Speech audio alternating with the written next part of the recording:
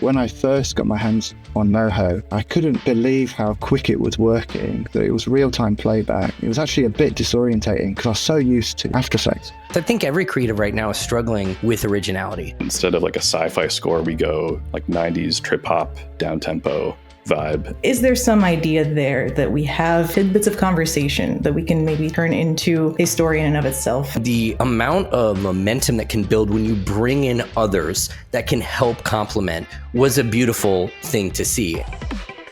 Today, I'm joined by my friends at Yond Studio, and we're diving into their latest project, Kuiper and Huygen. What's really exciting about this one is how they tackled rigging and animating the characters. Not in After Effects like a lot of us are used to, but in Moho, which is an app that I've been very curious about myself lately. We'll get into where this project came from, why they chose Moho for character work, and how pulling strings from several different talented artists amplified their incredible passion project. Let's jump in. All right, everybody, so I would just love to be able to tell everybody that's watching what each one of you do at Yond. So could we start maybe with Kyle, and everybody else can fill in after? Sure. So yeah, thank you for having us on, Jake. My name is Kyle Krieger. I am the owner and executive producer here at Yond Studio. I'm Elisa Heaps. I'm the creative director at Yon Studio. I'm Kyle Woodard, and I'm the sound designer with Yond. And I'm Sam, and I do the rigging and animating. Perfect. Okay, so you've got a great skill set in front of us. Everybody's got a different hand in the process. But this new project that you're working on, Kuiper and Huygen. Did I say that right? Yes. Mm-hmm. Okay. It's awesome. So tell us a little bit about how this project started and how each one of you were able to kind of contribute to the project as a whole. Jake, I think it's two point, and I'll kind of start with sort of like the higher level, and then it's really a product of, if you look to like Elisa's forehead, deep inside there, it's where everything kind of came. But for us, like as a business, I think every creative right now is struggling with originality, with putting their form of originality out into the world that is bespoke and that brings to life something that's truly in their heart, that they're putting effort and passion into. And so when we started Yond over a year ago, we've been writing lore for our company just because we're creative people and we're kind of nerdy. And so we just constantly write lore, and this sort of environment of Yond being this sort of like celestial space of creativity that we travel through, it sort of kept going, and we kept wanting to manifest and bring it to life. And if you've ever been to Pittsburgh, that's where Elisa's is. We actually walked through a cemetery and then sat down for a drink at a cafe. And we basically said, all right, what do we need to do? We don't want to be held back anymore. Let's pursue our truth. Let's pursue putting out in the world what we want to see. And then we made the commitment of let's go full force and bring this to life. And a lot of this came from, and then the next day, Elisa's had a 30-page deck fully available with whole storylines and everything. Yeah, and I mean, from a lore perspective, there was just a lot of this really fun energy behind the scenes, being in Discord, chatting with each other, of making these fun little stories about things that would happen to us, turning scary client situations or like crazy project happenings into these like feats of triumph or effort, as if we were like characters in the story. And that slowly ended up turning into, well, what if we just made those into stories in some capacity? My background is in a lot of my studies of like film and television writing, that was just never really being used to its fullest potential. And for a minute there, I didn't really know how to operate in any other lane besides, well, if we're going to write a story, it's going to be like this big, long epic. There's going to be episodes. It's going to be a TV series. That's how I know how to write. And then, I ended up drafting up this very ambitious idea for, what if this was a TV series? What if we actually wrote it like 10 episodes? I've got arcs, I've got outlines. I think I sat down Kyle at this wonderful restaurant and I just like bombarded him with this idea. And he's very kindly nodding along like, I love your energy, but how? Right. A very valid question. And for a minute I was like, well, if we can't do it this way, I literally can't think of another way to do it. I guess we're just not. And slowly we became accustomed to this idea of like, can this be salvaged in some way? It deserves to live in some capacity. Can we just scale it back? And a big part of how we operate at Yond is like this idea of scalability and not having creative waste. We were already doing these Yondon recordings. Is there some idea there that we have tidbits of conversation that we can maybe stir and turn into a story in and of itself. And that's where that idea kind of came into fruition. That's a fascinating way to come up with a project. I love hearing that. Can you just tell really quickly for our audience what the Yond On segments are and what your goal with those are? Yeah, the Yond On segments basically were born out of Elises and I understanding that, as a new studio, everybody's out here. It's not easy for creatives out here. And one of the biggest challenges for newer businesses is how do you position yourself in a market, and how can people actually get to know who you really are? And so every couple of weeks, Elises and I decided, let's just turn on the cameras and let's let it roll and let's just be ourselves. And our chemistry that we've developed over the last 2 years is it's almost, I don't know, call it Regis and Kelly of animation, but there's just a lot of interesting topics we get into. And it's this balance of how do we talk about creative things like characters that move, but also bring it to a pragmatic level of how is this going to work for businesses? Because to a lot of people, creative is really intimidating, not only the people who do it, but the craft itself. And so how do we break down those barriers? And so we've got those into bite-sized chunks that are a minute and a half, so that when our target audience may see them, they aren't looking to invest, an hour of a podcast, because ain't nobody got time for that, but just a little bit of those segments that could, again, we could do something for record for, let's say, 2 hours. And then from that, we can develop multiple pieces of content from that. And so that's how it started. And then from those segments, then we realized we had these great outtakes, these like ridiculous debates. And then Elises came up with this idea of why don't we just utilize those and weave a story of two characters, Kuiper and Huygen, who are on an eternal space ride, and just having those normal conversations that everybody would have.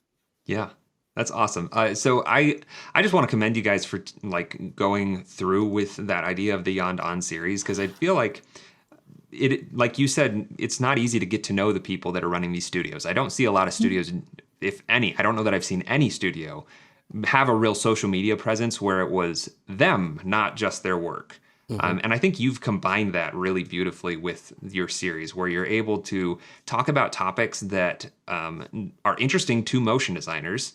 There is motion design involved with the pieces that you're putting out, but it's also a great way for potential clients to see who they could be working with and your actual personality. So I think more motion design studios should be doing what you're doing. And I love that it spawned this kind of passion project that the four of you have all been able to have a hand in now. So I'm curious now. Then you've decided what the material is going to be, where it's coming from. These kind of spontaneous, impromptu conversations. Elises, you have kind of taken on the character creation, right, of Kuiper and Huygen. How long did it take you guys to kind of feel like, yeah, this is going to work? Let's actually turn this into a thing, get somebody to animate it for us. It wasn't quite a linear journey. I think the first idea of can this be something came from just messing around with the editing of one of the Yond On segments that we knew wasn't necessarily going to go anywhere. We had this idea of maybe it's funny. You can see part of our personality in it. I don't know how much value it is to anyone besides making ourselves laugh. And we are characters in and of ourselves, but this idea of, well, what if we were characters? Actually, we love character work here at Yond. We think that, characters are a really good way to empathize with someone, to get to know people. They make a good avatar. And I cut one of our segments into, and then found like little pieces of Frankensteining of other segments to kind of make this first episode really quickly drafted up, just like a quick storyboard of what these loose character sketches would look like. What are they actually doing in the spot? Threw it together as like a board-o-matic and sent it to Kyle with like a quick sketch of what these characters look like, kind of inspired by elements of our personality, just like shoved through a cartoon filter. I was like, what do you think? He was like, oh my God, we make fun characters. So, maybe we do. Maybe there's something to this. And we kicked it around for a little bit. It took a while for, I think I was comfortable with the idea of a passion project really needs the same level of love and effort that any client project will. We weren't super busy at the time, so I was just kind of trying to figure out like, well, when's the pedal going to hit the metal? We're going to really go with this. But Kyle kept that fire under this and kind of just made it happen. He's like, what if we got somebody to actually rig these characters? What if we tasted our own medicine and like built something where like these characters are rigged? We can then use those over and over and over again for like subsequent episodes. We don't have to do this just one shot and done. Let's get somebody who has, the chops to make that happen. I really wanted to do this in Moho because I've been seeing a lot of Moho work. I've really, really wanted to bring it into the studio for a while. Just haven't had the ability and time to make it happen for myself. And then enter wonderful Sam, whose work I kept seeing everywhere with Croc. And it just kind of made sense. We had a nice conversation with him, felt good about it, and made it happen. One note from a producer's perspective, I think everybody can be their own producer, although it's its own unique skill set. But I think what's interesting is when we go to like personal projects, we circle the wagons. It's just us, and I'm just going to do everything. And the amount of strength and fortitude that an idea can have and momentum that can build when you bring in others that can help complement was a beautiful thing to see. And so we had seen Sam's work out there basically doing what we were doing. And that's demonstration of, hey, this is the craft. And that's where we met Sam and knew like we found the right match because it linked with not only character, but Moho driven. And we couldn't be more happy with the approach that Sam took. Actually, full disclosure, we had thought, well, maybe Sam would just do rigging and then we'll work to do animation. And what we realized is that, I don't know, the sanctity of the vessel, if you will, really made a lot more sense to have Sam work in Moho and deliver it, which we got busy at the time. So it all kind of actually worked out where putting somebody in the position to do what they're best in, to do their genius is a beautiful thing. And it was a beautiful thing to see this develop through Sam's lens from rigging to animatic to, the full product.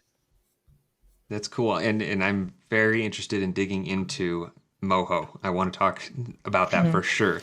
Before we get into the rigging and animation, though, I want to talk a little bit about audio. Kyle, when were you kind of made aware of this concept, and at what point did you start kind of creating an environment? Because audio is such a big part of motion design that I think a lot of animators are just overlooking. So I'm just curious what your process is and how you were brought into this kind of a project. Yeah, for sure. Yeah.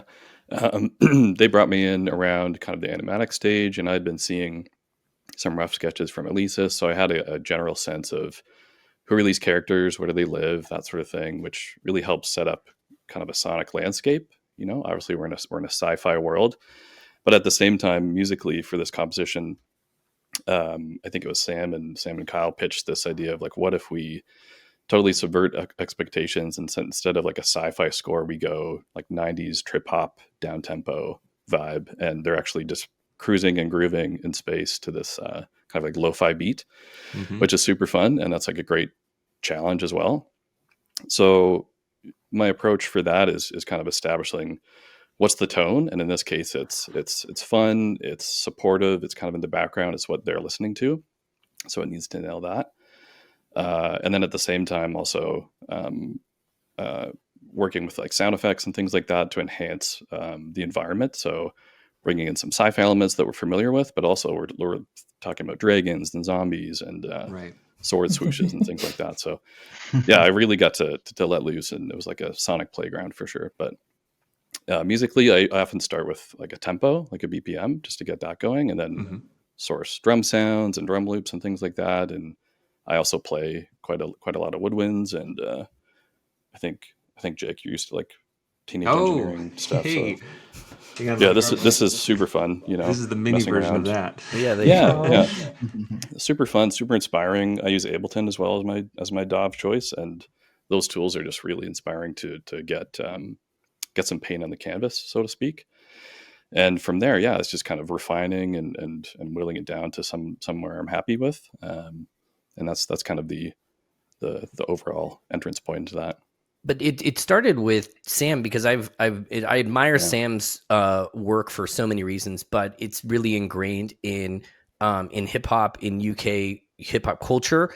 And so I asked Sam straight up, what are you listening to when you're rigging? What are you listening to when you've been making these? He's like, oh, I've been listening to this Spotify playlist. And I said, Kyle, if embody this, because I feel that they need to stay in their sonic vessel throughout, not only like the dev stuff from what Sam's doing all the way through. And so that was really important that Sam be able to have his imprint not only on the characters, but the environment that he was thinking in terms of their emotions to carry through. It's quite meta, but I found it very important so that we could keep their original flair and style in what was happening from, keystroke to note.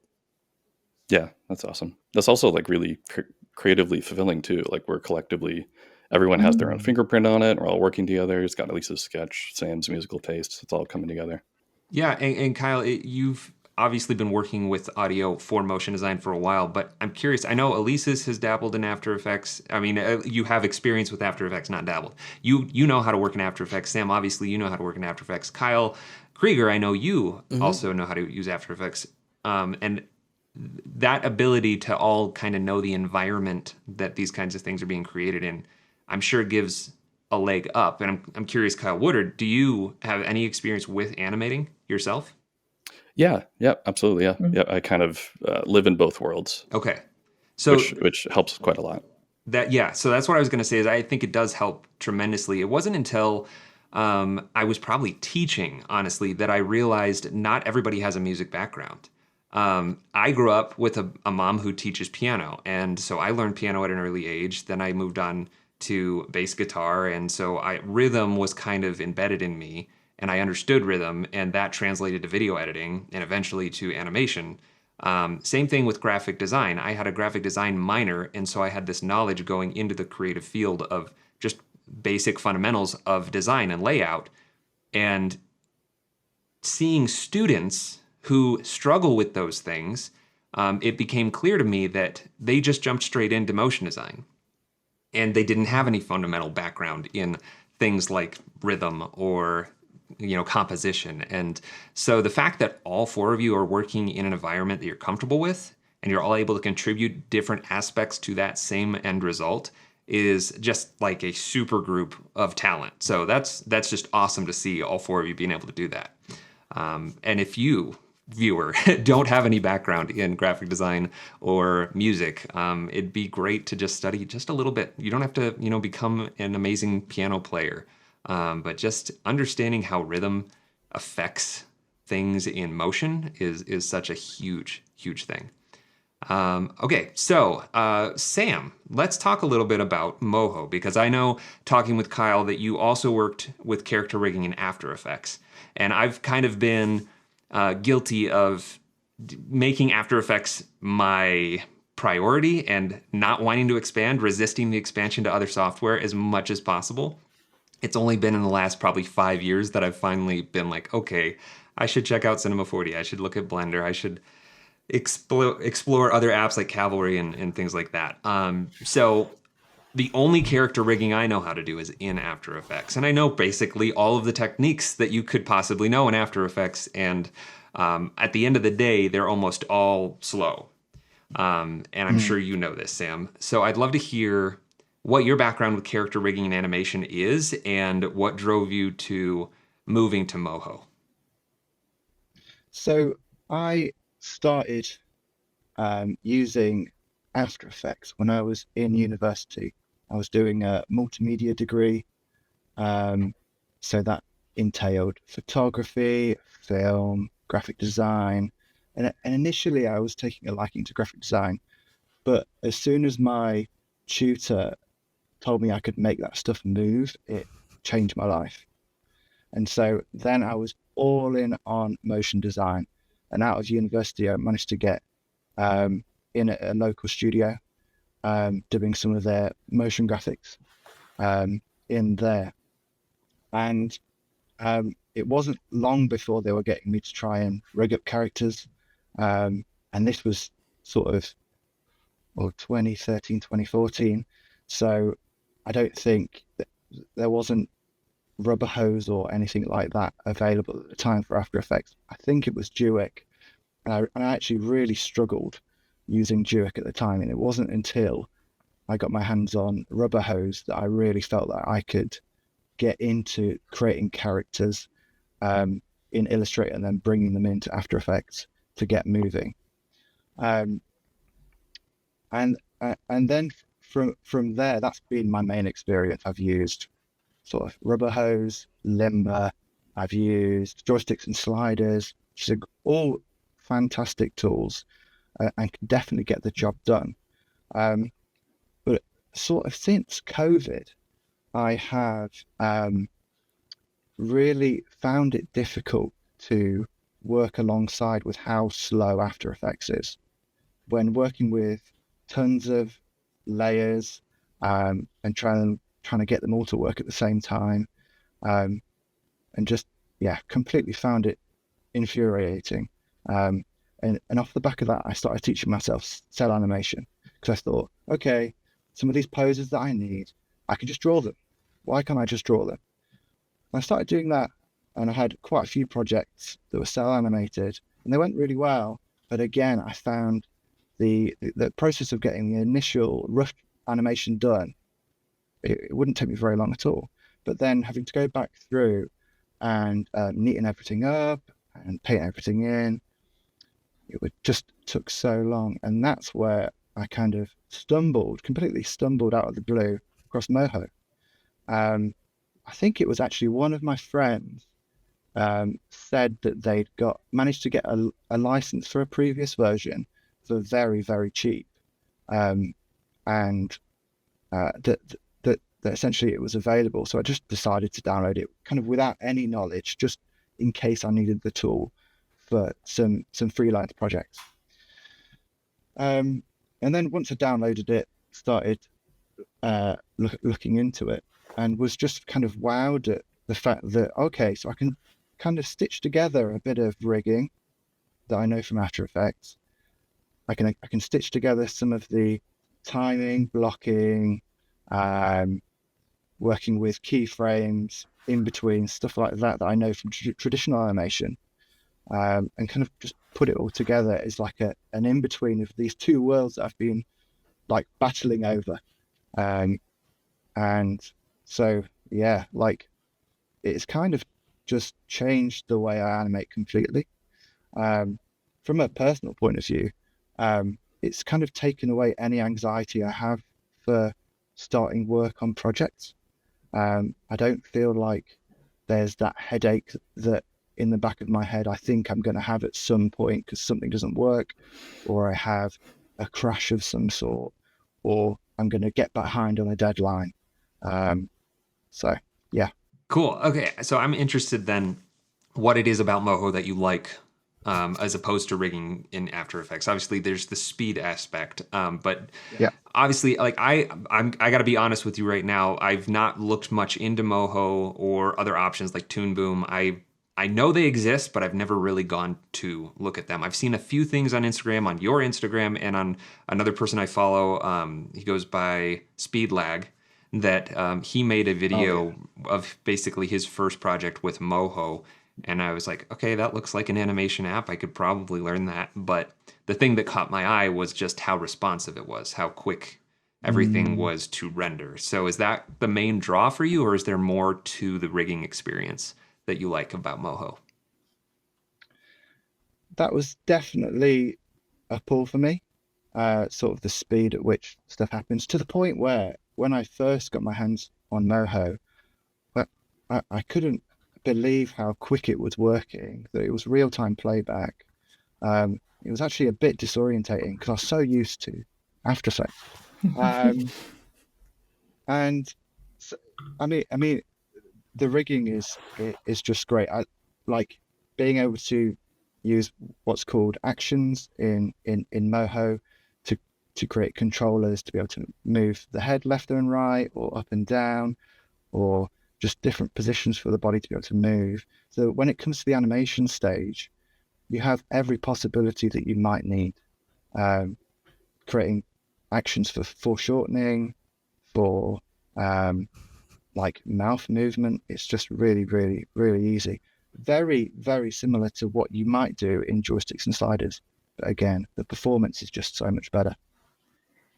If I can add to it with just a bit of my dabbling experience, what really pulled my attention towards Moho is there's so much like artistic possibility under the hood as well. Like there's a lot that you can do in After Effects, of course, with like layers and everything that can be applied and effects, and people do beautiful work within it. But like it or not, I think I speak for a lot of more in the middle and senior range of motion designers that we have a bit of a love-hate relationship with the program. It's wonderful and it's a jack of all trades, but it is in itself kind of retrofit for character animation. Like you can rig, but it is through a lot of the community effort to like make these tools like Duik and everything, rather than using something that is purpose built and native like Moho, where they can have a lot of really neat like stroke effects. And there's just, I have seen so much Moho work that I was like, that has to be cell animation. And I see the behind the scenes and it isn't. It's just, there's a lot more capability behind it, and also some flexibility that really kind of saved our butts in a couple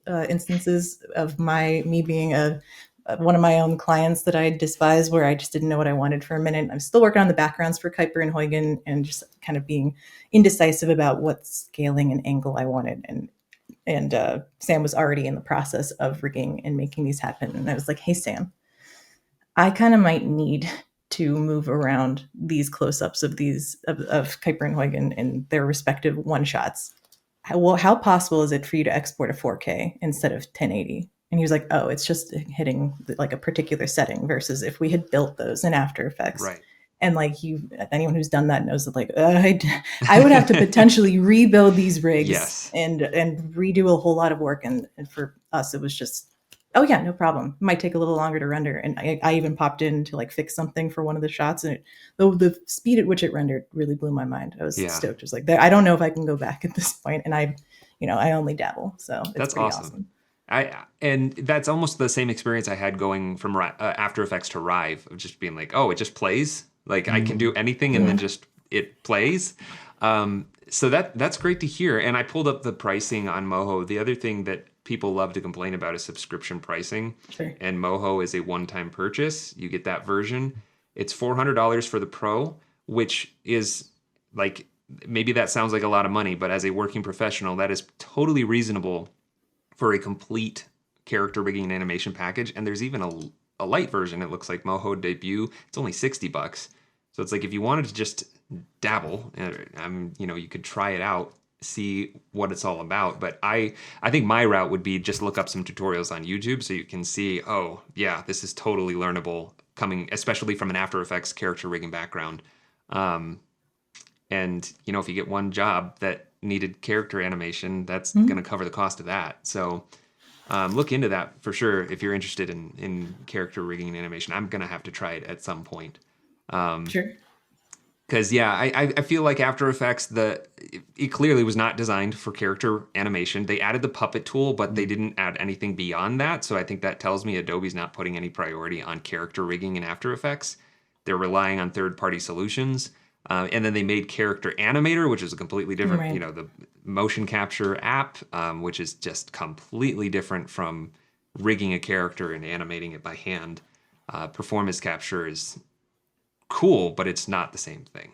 You probably could have done something performance capture with Character Animator for this series, but it would not have had the same feel at all, I don't think.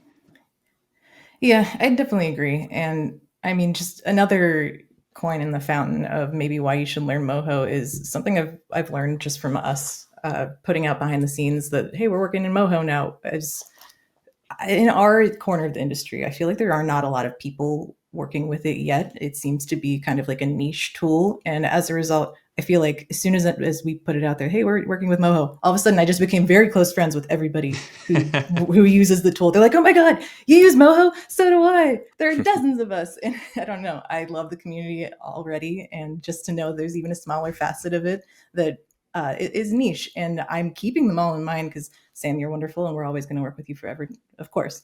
If for some reason you me and I need another Moho artist, I now know normally that would be a very short list, and it still is, but at least I know who they are. And that's a piece of advice you get a lot, is if your work gets tight, you need to find a new way, a new avenue of finding freelance work, learn a new tool. that is quick and nice to use and nice performance, and also not a lot of people are using it, could be a way to get more of it. So I actually don't know. Is Moho relatively new?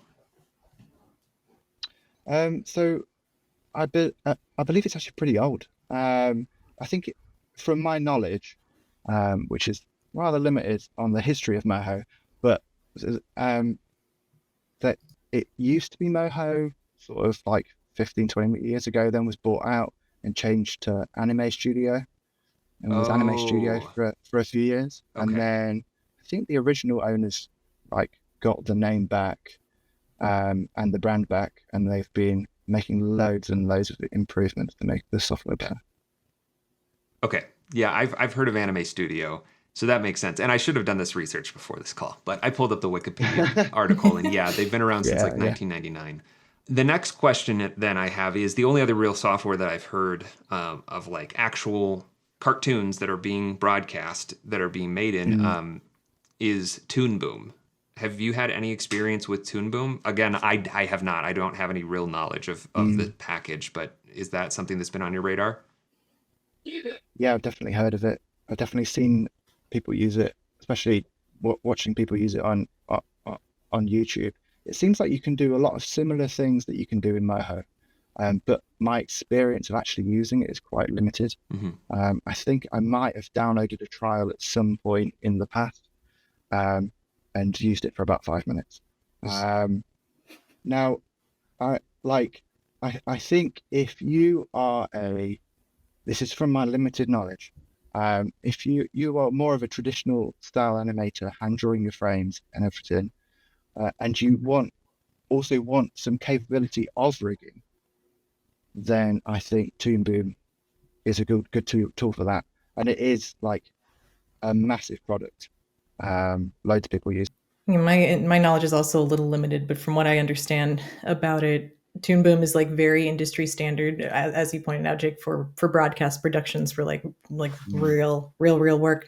And as a result, because it's become industry standard, it's pretty robust. It also has a pretty high price tag. I think I looked into it when I was at a studio years and years and years ago, and when they were footing the bill, I was very intrigued by this. But when I went freelance, that was just a little bit less appealing, and Sure. Moho being that like nice, fairly low entry point of 400 or 60 if you're going late, really sold the deal. I've had a license for years, and I think it was only the past year that I even really cracked open the program and tried doing anything with it. But the intent was there. Yeah. Yeah, and I think studios are starting to pick Moho up. Sort of, I don't know if you guys have heard of Cartoon Saloon, who are based in Ireland. They made stuff like Wolfwalkers. Yeah. There's like So a good. TV show on Netflix called Puff and Rock, and they are using, I think on Puff and Rock, they primarily used Moho as their animation software. All right.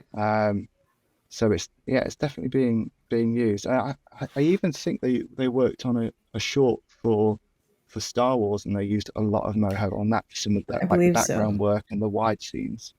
So yeah, it's definitely being picked up. That's great. Yeah, I think character animation is something that's always attractive to motion designers when they discover it. I know when I first realized, okay, character animation is just a completely different beast from moving text and shapes and pictures around.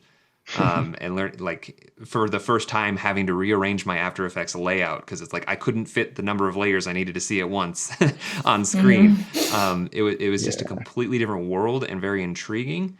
But the furthest I've ever really gotten is just walk cycles, run cycles. Like I felt like I can do it. But beyond that, like I've had so many people ask me to do tutorials on front walk cycles or a character doing a turn.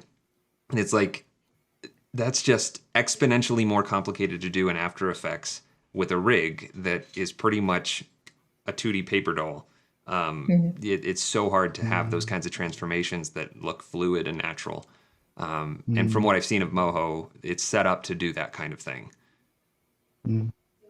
Yeah, like to be able to sort of program in like head turn extremes to a control is can just be amazing. It means that, like, if you are doing a front arm walk cycle, like you were just talking about, you can actually put some movement on their head. So it's not just still; it can actually move Right. around and act more naturally. And Yeah.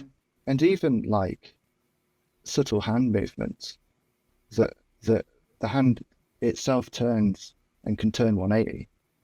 So to be able to, yeah, again, just program that all into the rig at the start. And Moho's pretty cool in that you were just talking about with After Effects having to scroll down all the layers to try and find the particular layer to actually animate on. But the majority of the stuff that I do in Moho is all based on the one top bone folder.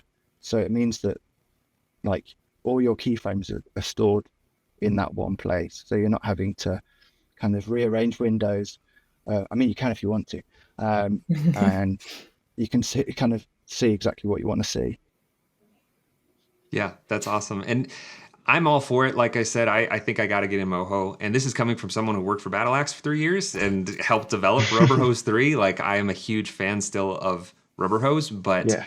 I've just seen the light through watching other artists on Instagram and through YouTube that it's like After Effects is just not the best option for this kind of work. Well, Jake, there's something to be said too about when you have a vision in mind about exploring other people in our vast community and finding the right person to help bring that to life, as opposed to staying so beholden into the land that you know, but exploring something new with somebody like Sam that's passionate, but not just passionate for just like doing it, but he's actually doing his own projects in there. And I think that's what's great about the use case here is that, like, Sam would be doing Moho today if we were, like, it's just Right. part of who he is. And so a lot of it is just finding people in our community, banding together with, like, hey, we have this like strategy, we have this idea, we have all of this. And when it all comes together really well, it works out fantastic. But I think it's, Sam's consistent, curious, consistent with that. And that made the experience just so much easier from a studio perspective in order to get everything done, because there was no question about it.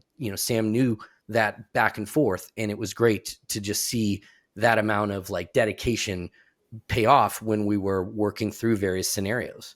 Well, I would really love to see some of the actual assets and the like behind the scenes stuff of how this project came together. So maybe Elises, we could start with you. Do you have any kind of designs or things that you can peel the curtain and show us? Of course I do. I have too much to show, but I'll try to limit it. Let's see. So for Kuiper and Huygen, the narrative itself is driven by the voiceover that Kyle and I kind of Frankenstein together from our Yandan segments, as mentioned. But the characters themselves were obviously going to be a pretty big part of this and how they appear. They got to be kind of sci-fi-ish.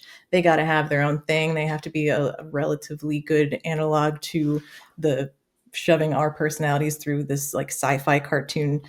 Wake up on Saturday morning in 1996 and turn on the cartoons filter, because that's where my head's at constantly. I just want to take me back to Saturday when I'm eating cereal and not thinking about the problems of the world.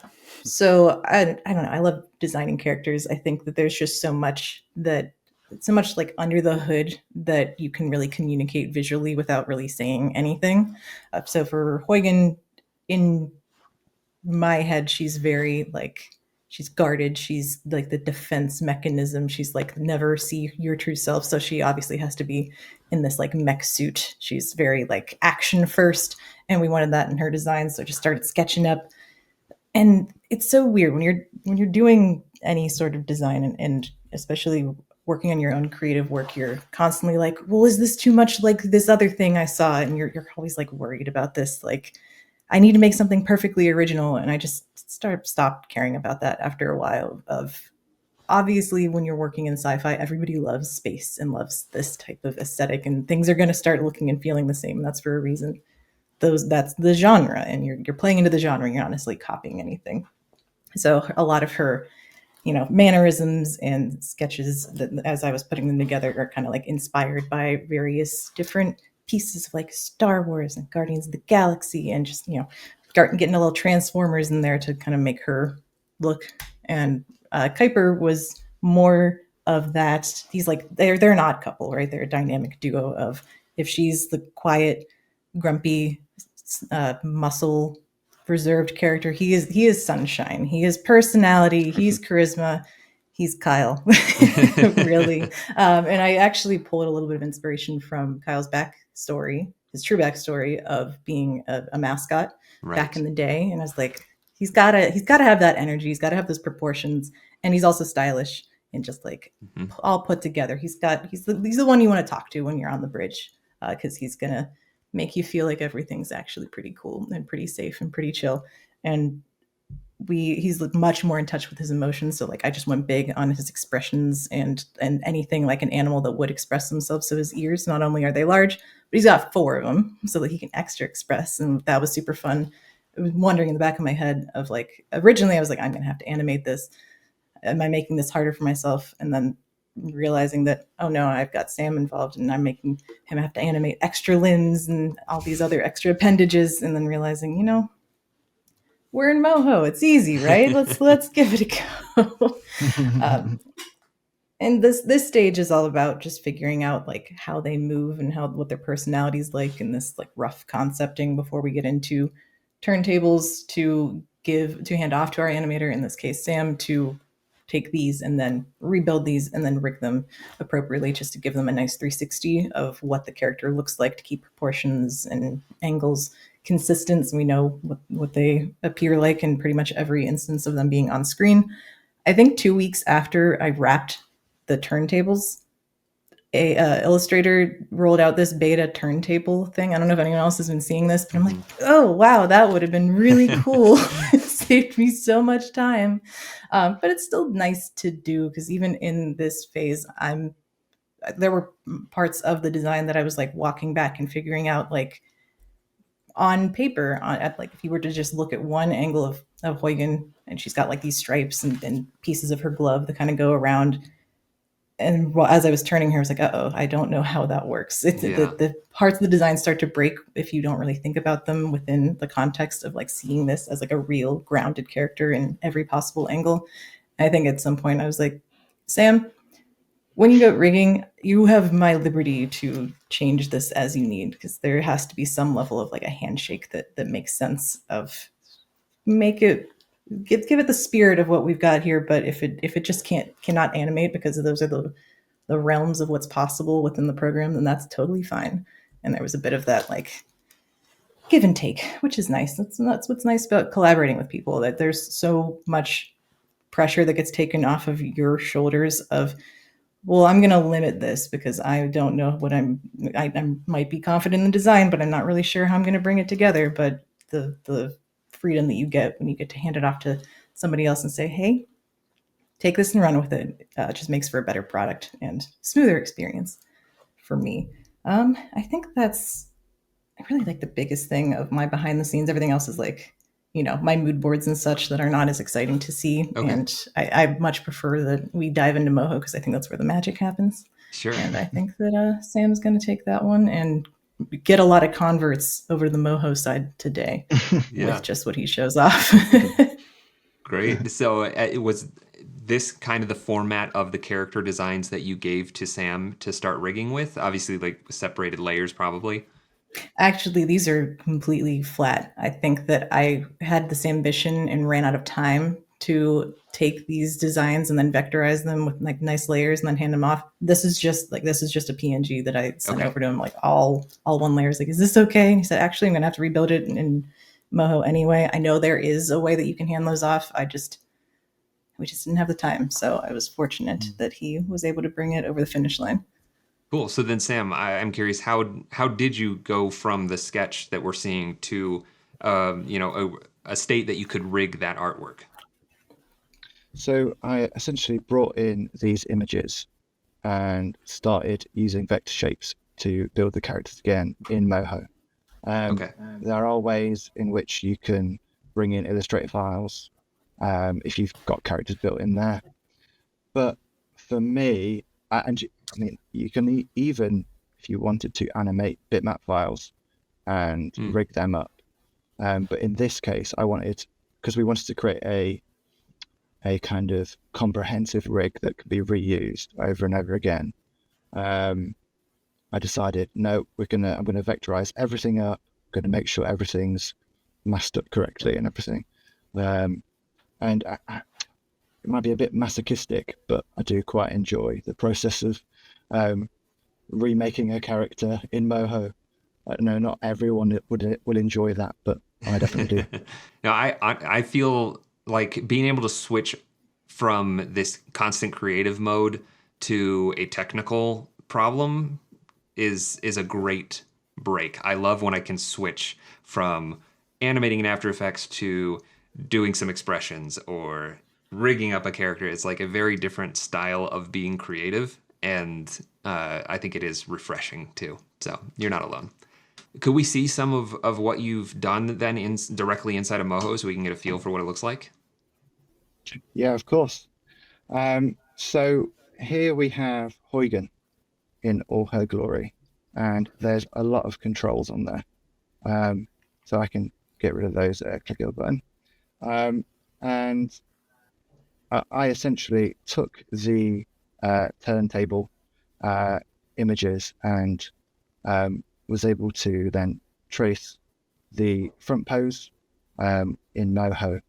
And then straight off the back of there, I started rigging. And to start with, I started with sort of rigging the body and the head. And this is going to look a bit complicated to some people, but don't worry, it's not. There's just some controls in there that are kind of needed to make head turns work properly. But so as soon as Huygen's in there, then I was able to add bones to the body to get the rig itself to move.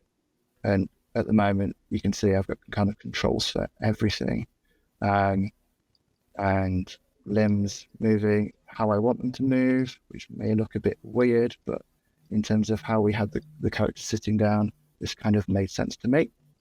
And then moved on to adding smart actions. Smart actions, you essentially use bones to create movement that is more in 3D space, or for if a bone isn't working properly as well, you can fix it by using a smart action. Now, over here, I've got like the head turn, which it is essentially built between two keyframes, and we have one action for the right head turn and one action for the left head turn, and so you can get the complete movement of the head just by simply moving the vector points around, and then doing that in the smart action and adding those keyframes. And all of those other head controls are still functional at any point in that turn? Yeah. So that's awesome. all combined. So let's say we're looking at the 3/4 view, and I want to do some expressions with the eyes. So maybe we want to be a bit tired. Well, I can move the upper eyes, or a bit more surprised. Oh no.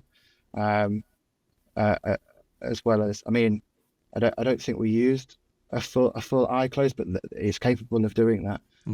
It's a mask, and even like a surprised expression, and then being able to kind of move that in any kind of angle that I want it to go, just really kind of helps. And as you make changes, sort of in the canvas, you will automatically get keyframes added. So in Moho, anything that's created has to be created on frame 0. And this means that nothing will kind of like break, essentially. And then as soon as you go into the timeline by like 1 or 2 frames, you can start then animating and get hold of any of the controls to get it moving. So yeah, I decided I wanted quite a comprehensive head rig, because some of the shots we had the sort of close-ups, so I wanted to be able to, especially on Huygen, who essentially is wearing a helmet. I wanted to be able to show some sort of emotion. Well, we're not going to have any mouth shapes essentially, and I tried to kind of give this little bit of a bulge so that we could see the mouth moving a little bit. Yeah. And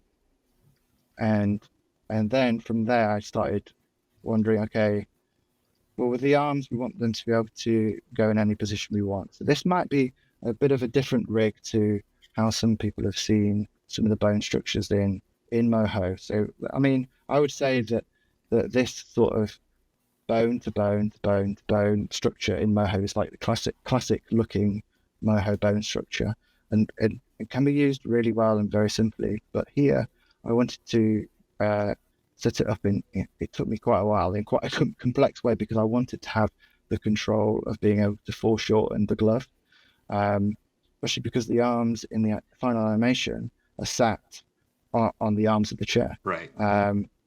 So it was a bit of a creative problem solving, but we got there in the end.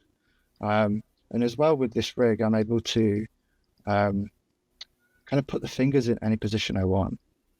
So I can foreshorten them. I can put them in I can completely break it like I am now, and give you some gang signs. And maybe we want a yawned gang sign. I don't know, but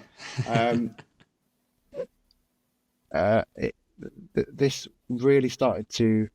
I'm really happy I made this decision basically, because when we got to the hand turn, it means that as the hand turns and the sleeve will turn, then I can still kind of put the fingers in any position that I want to. And I mean, it's breaking in the rig, but that's fine, because we can fix that by moving a finger around, and adjusting where things are meeting. And it's all very simple and very easy to kind of fix. And it's just one of the kind of biggest reasons why I've opted to use Moho over After Effects in sort of recent years. And even like sort of the simple things when it comes to animation, I know we're supposed to be talking about rigging, but I'll throw this in here. Is the ability to keyframe the layer order in the timeline. So say we wanted the thumb should be on top there, so I can simply get hold of the thumb and put it above kind of everything else, and it will be above everything else, not quite in the right position, as you can see, but I can adjust that really quickly and easily. And then on the timeline, when I've got my bone folder, I've got a little keyframe here, and that's just a sort of a step keyframe, so that it'll pop into place really nicely. And obviously you can That's move such a that game about changer. I didn't realize how that worked until right now. That's awesome. Because I remember when we were designing these, I had asked about, it's like, I think these need to be stroked characters, and I try to avoid those because in After Effects, rigging them can be a pain in the butt for this kind of reason of like, if you need a piece to kind of go in front of the other, it's a whole process to make that move, and kind of a headache. So I've just normally defaulted to like, well, if you get big squishy shapes without outlines and they're just generally vector filled without the stroke, you can kind of get away with more. It's a bit more forgiving. But because the style is like reminiscent of old cartoons, the canopy stroke, and you're like, oh yeah, that's gonna be fine. And yeah, it's just the ability of the program to make that a little easier of a process. It's super nice. Yeah, there's a similar feature in Rive of just being able to change the layer render order, and it's little things like that you're just so kind of numb to in After Effects. It's like it's the way it is, that you don't really start to realize there are other options when you start learning Cinema 4D or Blender or whatever it is. It's like, yeah, okay, this After Effects it's great. I love it, but there are things about it that it's just so stuck in its ways because that's the way it is. That having a fully dedicated application to this character rigging is, I mean, it just makes sense that it's going to be a better solution than a third-party plugin or script for After Effects. So it makes sense to me.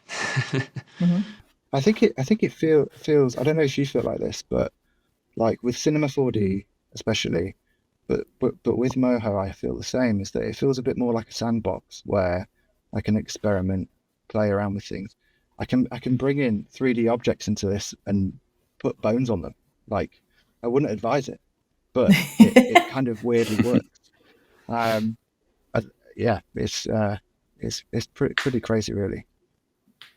That's great. Well, thanks for showing us a little bit of Moho and hopefully sparking some interest for people watching. I definitely want to check it out now. But let's talk about going from here to After Effects, right? That's where you were compositing everything together, like through the backgrounds and the little cockpit animations. Was just the character stuff being done in Moho and then transferred to After Effects? Yes, so I was rendering out ProRes renders from Moho and then uploading them to Dropbox for Elysis to be able to composite into the scenes in After Effects. So it takes Sam's animation soloed on an alpha layer, bring it into After Effects, and love it or hate it, it still does some things really well. And what that is compositing and using some effects to blend everything together, so it doesn't just feel like we plopped these flat 2D characters onto these kind of more illustrative backgrounds. I wanted them to have a bit of a feel like they're actually there, feel a bit more grounded. So I'm using some effects like bevel and emboss to simulate a feel of like a highlight of a kicklight from the ceiling of the cockpit that they're in, giving them just a little bit of separation from the background, a little bit of grain just to, zhuzh it up a touch, and a very, very subtle like shading that starts from the top, and that's just a gradient ramp on a blending layer to add just a little extra oomph to feel like those characters are actually there. It's kind of astounding how a light touch can make a big difference in how they feel within the scene. It's really not a groundbreaking effect. It's just something that adds that little extra bit to bring it all home. And for the cockpit itself, it is a flat background. This is kind of standard cartoon effects of you kind of have like an old style matte painting. Everything was drawn up in Procreate, but I wanted the cockpit and the background, since they're moving through space, to feel a bit more vibrant. The space background is built within particular with just this like star particles moving into this null point with a little bit of extra like cloudy nebula feeling flying through. You're only really getting a glance through the window for that effect, but it adds something to it. And then the HUDs, weirdly enough, I think I had the most fun with these. It was just kind of channeling Space Invaders energy and just very simple, add a little bit of, what was the effect that it's a trap code? No, not a trap code. It's a red giant. There's a hologram effect that in the universe suite or the red giant suite that's pretty nice, that just adds that extra layering that really makes that feel like it's a pixelated screen, dropping everything with a posterize effect, so it's kind of got a little jerky feeling, but just those something subtle that's not dragging your attention away, but makes the cockpit feel more than just like this flat 2D image that is not lived in at all. Yeah. I think that really shows too. Just watching the shorts, it feels like an environment, not just like this backdrop on a stage. It feels like they're actually in a environment that's moving and is alive and things are happening. And I think actually a big contribution to that is probably the audio. It ties like all of these visuals together. So Kyle, what like I said earlier, like audio is usually an afterthought for motion designers. So what kind of techniques are you using to almost invisibly bring everything together visually, which is a weird thing to say about audio, but I think it's true. Yeah, for sure. Yeah, there's that saying like sound is like 50% of what you see. Yeah. I think it might be like a George Lucas quote or something. And I find that's quite true. Like it can really reinforce the weight of something. As animators, we put so much effort into squash and stretch and overshoot and these actions, so if I can use sound to reinforce, Huygen's helmet or Kuiper's ears and his enthusiasm. That's my goal there. So yeah, just before I dive into the sound effect world, I wanted to show off Ableton and its music capabilities. And off the bat, this might just kind of look like a intimidating gray blob. And when I first started out, it did feel that way. But Ableton is super creative and super inspiring, and you can really kind of Lego block musical sections together. And that's how I started off, just kind of sketching ideas together for the soundtrack, the musical piece. So in Ableton, you have these two different views, which is kind of similar to like how you can change your layout in After Effects. So animators will be familiar with that, but they have this vertical view, and you can literally Lego block loops together. So I started off grabbing some drum samples that I thought would kind of fit that vibe. And once I had sort of a sketch together in this vertical arrangement, moved over to a more kind of traditional timeline that we're probably used to, and recorded in some flute and some bass and organic instruments. And then if I hop over into the sound effect file real quick, I will not save. Part of the goal for this project was having kind of a diegetic mix, so it needed to live inside of their cockpit stereo. So I used some plugins and some tooling to create some filters on the soundtrack to get that to come across. So at the beginning and the ending, we have our kind of full score and in full effect, and then once we transition into right around here, if I get that to pop up, once we're inside the cockpit with our characters, the music comes down and actually lives inside of kind of this radio mix. And I'm using filtering for that and some EQ, and also a little bit of kind of distortion to give it that beat up stereo effect. And then Huygen's voice was a really cool challenge, and Elisa's teed me up with like a really great example of kind of her intention. And I used this plugin also for some dialogue cleanup. Ooh. Their audio that they sent me was really great, but I often use this tool called Isotope RX for dialogue editing. Just if anyone's ever curious about that or needs to edit VO, that's really troublesome. If you have a lot of background noise that isn't super clean and doesn't come from a nice, microphone that Elisa or Kyle sent me, you can get really surgical, really granular with this, and it's quite incredible. So really good for VO cleanup. Brought that back into Ableton, and then I kind of used like Star Wars as my inspiration for those helmet voices. You've got like Darth Vader, Kylo Ren, Stormtrooper, that sort of thing. Yeah. And I set up this big effects chain. If I turn it on down here, to sort of replicate this kind of talk box effect. And this is another tool I'll use to kind of like digitize things. It has a little bit of compression and some distortion on top of that voice to give you that kind of familiar sense that, oh yeah, okay, she's talking through this radio sort of helmet, right. Which is really fun. And then sound effects wise, a big part of making the sound effects feel like they belong in the environment is also adding some reverb to them so that they all feel cohesive. And I have this special layer called Cockpit Verb, which is with its own reverb, and everything is coming through here. And I've kind of fine-tuned that to feel like a metallic cockpit would, with some glass and some early reflections and that sort of thing. And I feel like that really helps. Can I confirm if I understand reverb right? It's essentially what an echo is, but it's how the audio is being reflected off of surfaces in that environment. Totally. Yeah. So yeah, you nailed it. Yeah. Everything, all of the sound effects I used are quite dry, and they would probably sound pretty unnatural, like that sword swish or even their voices, if it just sounded quite dry. So adding even just a little bit of reverb, you can fine tune that. It makes it feel like they are in that environment. So if it was, inside a gymnasium or inside of amphitheater or at a concert or something like that, you can really fine tune the room that they're in. And that was a big part of adding all these sound effects. Cool. If I zoom out. Another thing that you can do as well is like add some ambience. So I've got just a kind of electric hum happening on this room tone, some digital beeps that are happening to reinforce that UI that's going on in the background with at least it's great effects. And then another thing you can do also is just layer up effects. So some of these parts where we have where we have like multiple screens happening is almost like baking. You can add and layer effects together. But one thing I'll point out, if any motion designers are just kind of curious or want to dabble, imagine if you're adding a lot of layers together and they all have like the add blending mode or something. Eventually it's going to turn into probably like a hot mess. It's going to be some conflicting colors and layers, right? Yeah. It's going to be hard to tell what's going on. So play around with using EQ and filters to create room so that it feels cohesive. So if you're serving up a dish, you want to make sure that it's still balanced, even if you're layering up a lot of things. So for that like zombie swish example, I think I've got 5 or 6 things happening at once for this one point. We get the zombie screen, the sword swishes, and I love Ableton, just to sell that again.